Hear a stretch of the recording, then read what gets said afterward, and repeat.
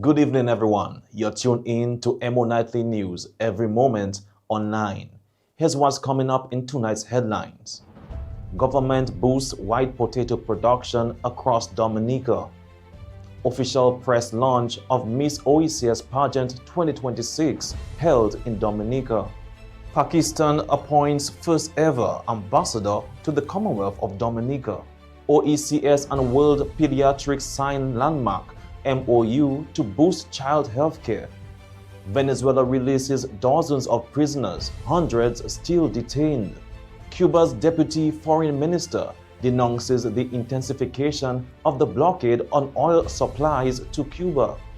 And Cricket West Indies announces squad for 2026 ICC Men's T20 World Cup. Details of these stories and more coming up next. Stay with us.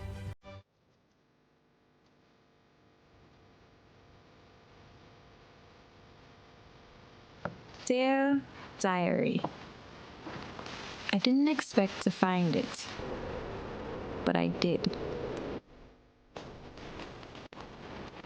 Not just love, but a love that breathes. A love that climbs with the vines, dances with the waterfalls, and whispers in the trees. There's this place, and I think it found me first. In the stillness of morning mist, in the fire of the sunsets, in the salt on her skin, I remembered who I was. Dominica, you are more than a place. You are a feeling. You are my nature of love.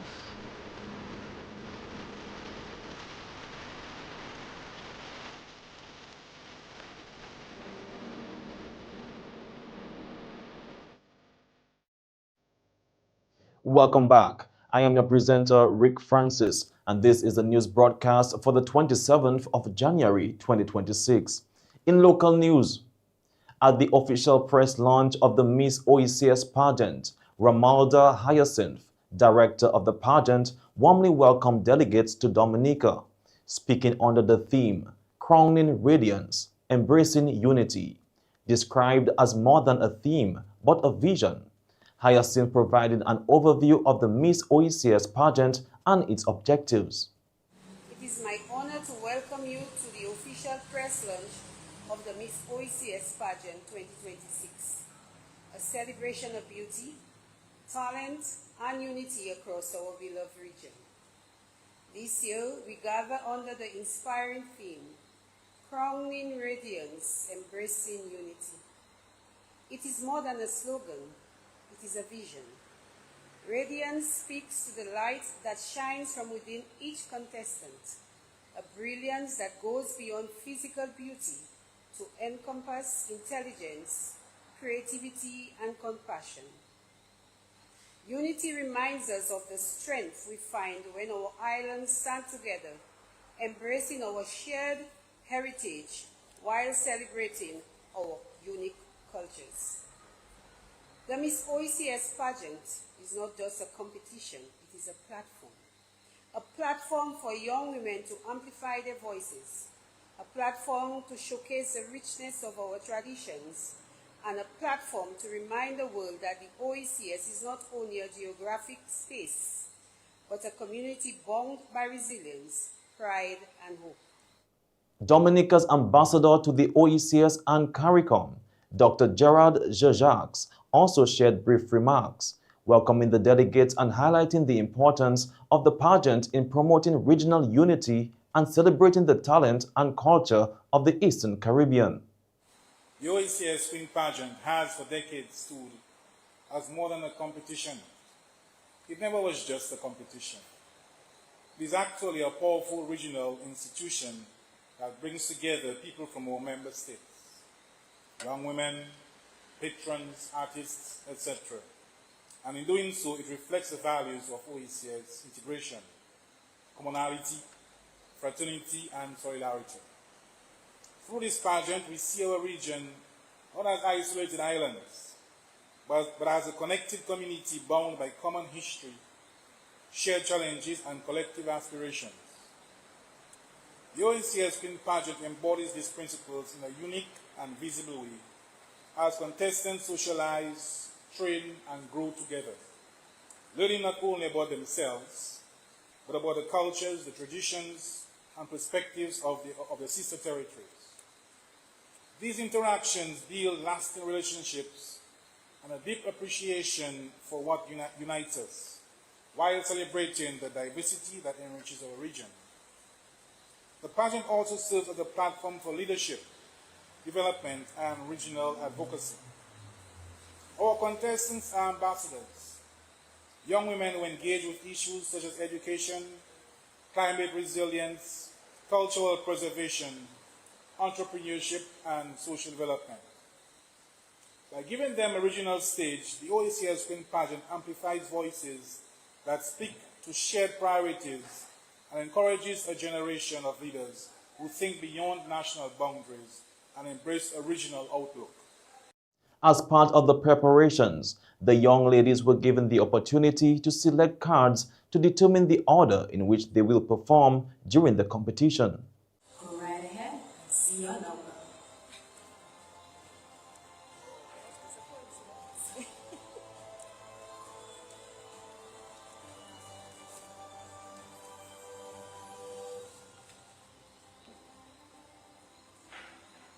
All right. I invite the ladies up as a surprise, and I invite you, contestant number 1, please reveal yourself.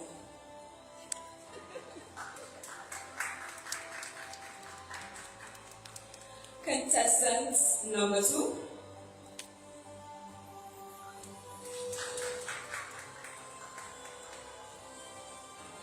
Contestant number 3.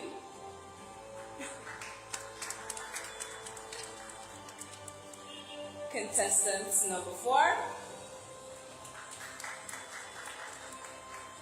And contestant number 5.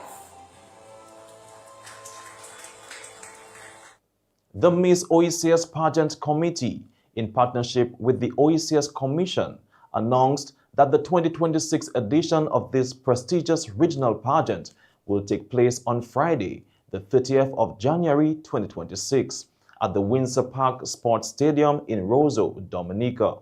The event promises to celebrate beauty, talent, and unity among the Eastern Caribbean states.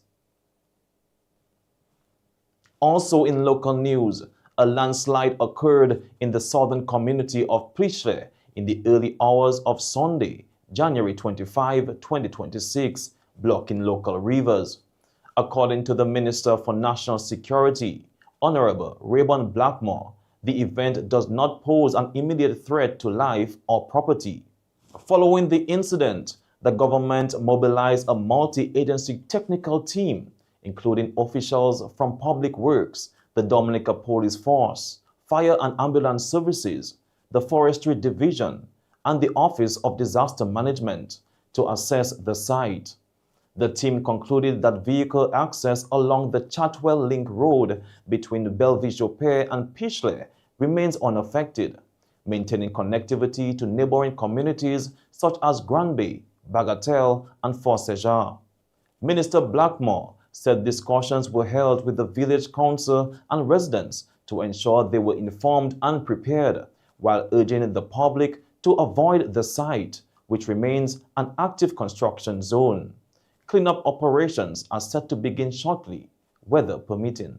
The landslide occurred within the scope of the ongoing EC 116 million Loubier to Granby Road reconstruction project, which includes road widening, improved drainage, box culverts, and slope stabilization to enhance road safety.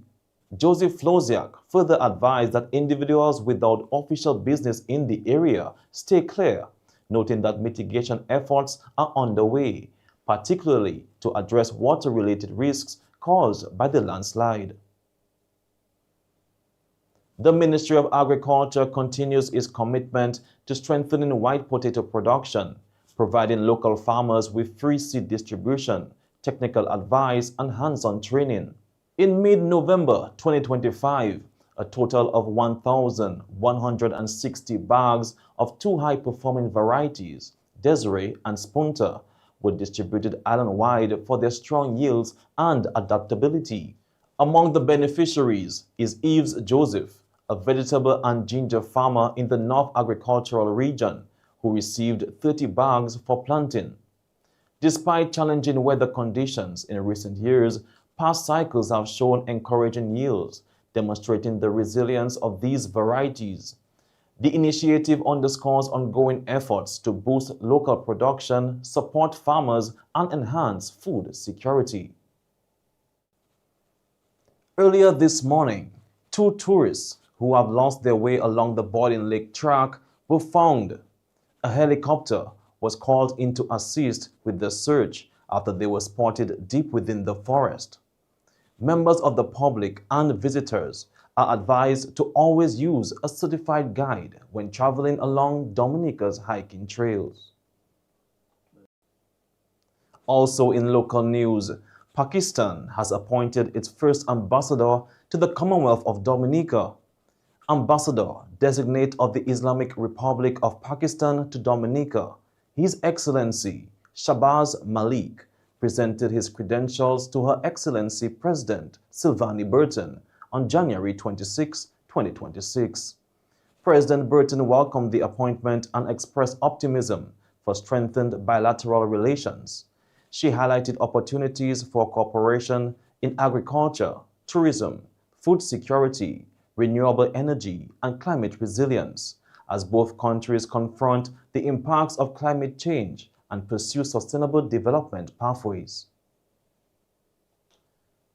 And finally, the Minister of State in the Ministry of Labor, Public Service Reform, Social Partnership, Entrepreneurship, and Small Business Development, Honorable Darren Pinard, spoke of the importance of small businesses to the economy.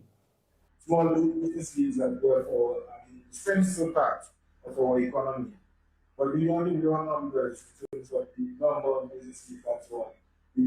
By those locations of small businesses, the rural economy is growing country shows that small businesses diversify its economic structures throughout the country, bringing economic development and opportunities to people in all parts of the country. As a nation, as we move forward with our plans to transform our economy to the next level, this government has embarked on a number of major capital projects, and they have been summarized by Mr. Leader in his presentation. The minister also outlined measures by his government to support small business growth. High-end top quality products are noted with the partnership with CBI unit. And we are also currently in the final stages of putting on geothermal plans. The expectation is that this site will connect on somewhere in March of this year. Honorable Pinard congratulated the bank on this new venture. Meanwhile, Philip Roll, coordinator of the Dominica Youth Business Trust, praised the contribution of MSMEs to Dominica's economy. MSMEs are everywhere in Dominica. And because of the nature of our work, we see firsthand many of the talented young people taking the risk and reward of entrepreneurship head on. They are the farmers and the agro-processors, the cosmetologists and barbers, the caterers and the restaurant owners, the app developers, and the innovators who take ideas and turn them into livelihoods. MSMEs are significant because they create jobs and self-employment, especially for young people and women. They generate income in our communities, keeping economic activity alive beyond closure. They support innovation and new products and so much more. In many ways, when small businesses grow, families stabilize, communities improve, and wider economy becomes stronger. The establishment of this small business unit is significant because it tells our entrepreneurs that they are extremely important. Mr. Rose says the establishment of the small business unit fits well with the work done with youth by the DYBT.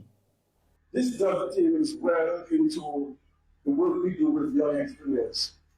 Moreover, our Honorable Prime Minister recently signaled a restructuring and upgrading of the DYBT, along with an injection of funds to the organization to increase support to businesses in 2026.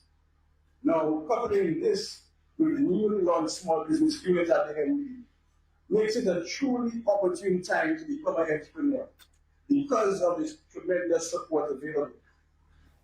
And that's all for the local news this evening. Stay tuned for regional news coming up next.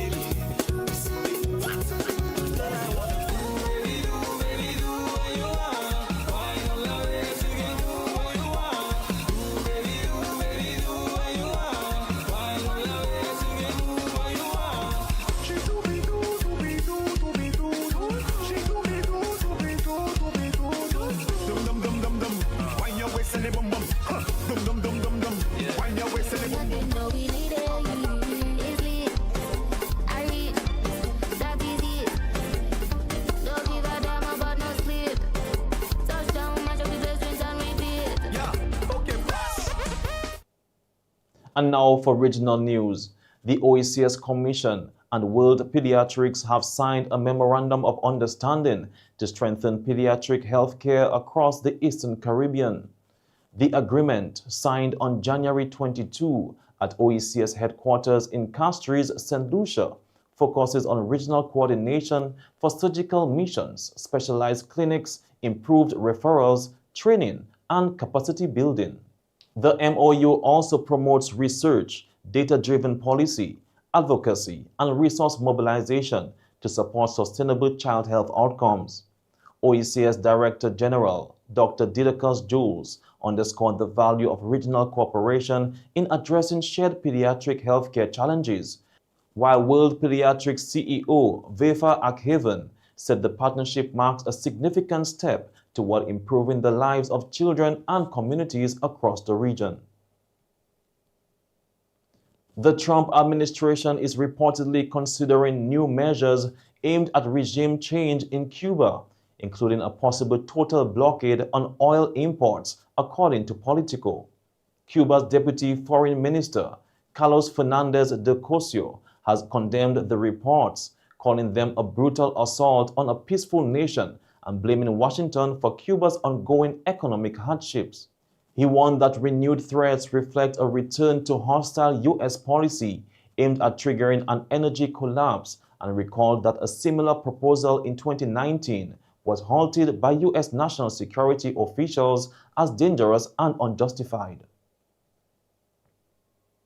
And finally, on January 24, 2026, Antigua Cruise Port officially opened its new cruise terminal, marking a major milestone in the Upland Development Project and the next chapter of cruise tourism in Antigua and Barbuda. And that's all for regional news this evening. Stay tuned for international news coming up next.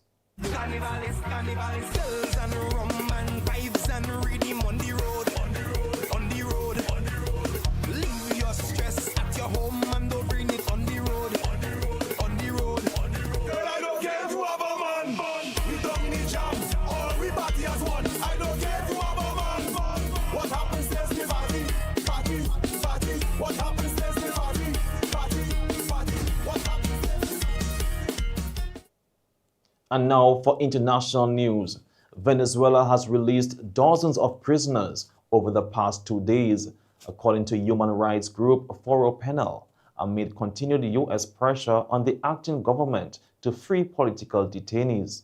Foro Penal says 266 prisoners have been released since January 8, including at least 100 over the weekend, among them an opposition activist, a human rights lawyer, and a journalism student. However, the group estimates that at least 600 dissidents remain detained. Government officials claim far higher release numbers, between 620 and 808 prisoners, and deny holding political prisoners, accusing NGOs of undermining state credibility. Families of detainees continue to hold vigils outside prisons, demanding further releases.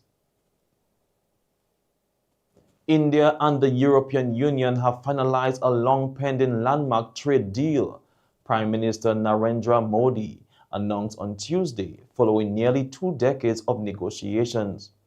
The agreement will open India's large market to free trade with the 27-nation EU, its biggest trading partner, creating major opportunities for businesses and consumers on both sides. Modi described the pact as a historic step that will benefit India's 1.4 billion people and millions across Europe. Details of the deal are expected to be jointly announced by Modi and the European Commission President, Ursula von der Leyen, at an India-EU summit in New Delhi. Trade between India and the EU totaled US $136.5 billion in the last fiscal year. Formal signing is expected after legal vetting over the next 5 to 6 months, with implementation anticipated within a year. And finally, in international news, Venezuela's acting president, Delcy Rodriguez, says she has had enough of orders from Washington pushing back against U.S. pressure nearly a month into her interim leadership. Speaking to oil workers on Sunday, Rodriguez said Venezuela must be allowed to resolve its own political differences amid growing U.S. demands, including calls to resume oil production. While insisting the U.S. does not govern Venezuela, she stopped short of open confrontation, saying relations with Washington should be based on mutual respect. The comments come after the U.S. capture of former leader Nicolas Maduro in early January and continued pressure from the Trump administration, which has outlined conditions for future relations and oil cooperation. And that's all for international news this evening. Stay tuned for the sports segment coming up next.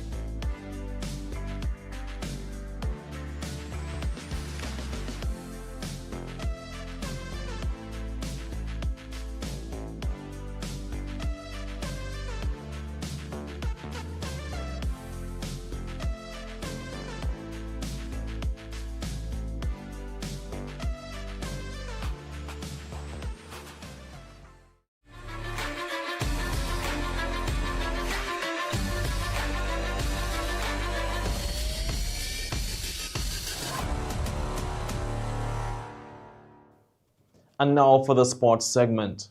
Dominica suffered a 9-0 loss to Nicaragua in their latest CONCACAF Women's Under-17 qualifier on Monday.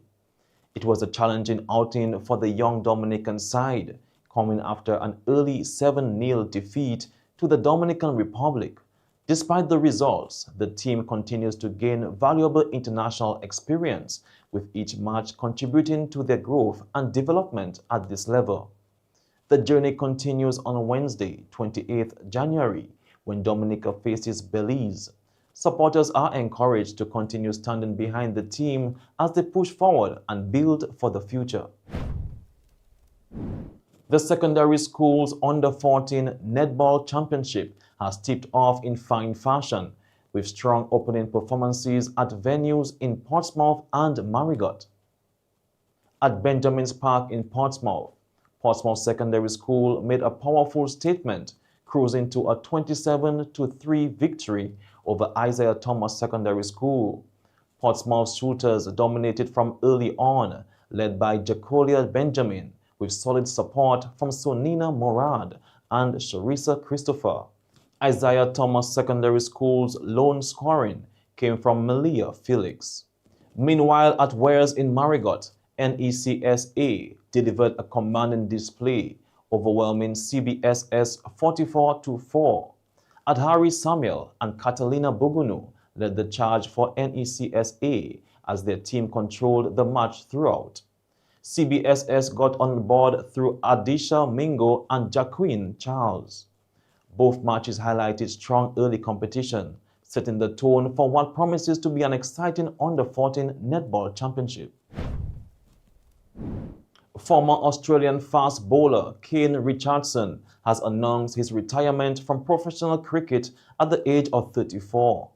A member of Australia's 2021 ICC Men's T20 World Cup, the winning team, Richardson represented his country in 25 one-day internationals and 36 T20 internationals, earning a reputation for his deadly yorkers and strong death bowling.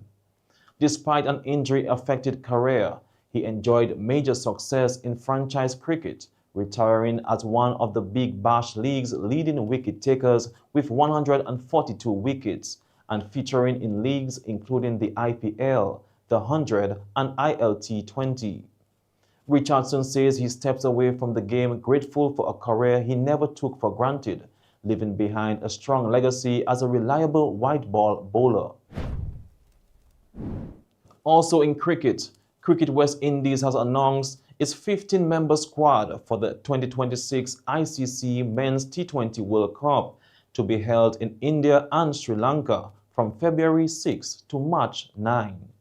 The squad is captained by Shea Hope and includes Johnson Charles, Roston Chase, Matthew Ford, Shimron Hetmeyer, Jason Holder, Akil Hussain, Shama Joseph, Brandon King, Gadakesh Moti, Rovman Powell, Shafan Rutherford, Quentin Sampson, Jaden Seals, and Romaria Shepherd. Selectors say the team reflects a strong balance of experience and versatility for subcontinental conditions. The West Indies will prepare with a 3-match T20 series against South Africa from January 27 to 31 ahead of the World Cup. And that's all for the sports segment this evening. Stay tuned for the weather report from the Dominica Met Service.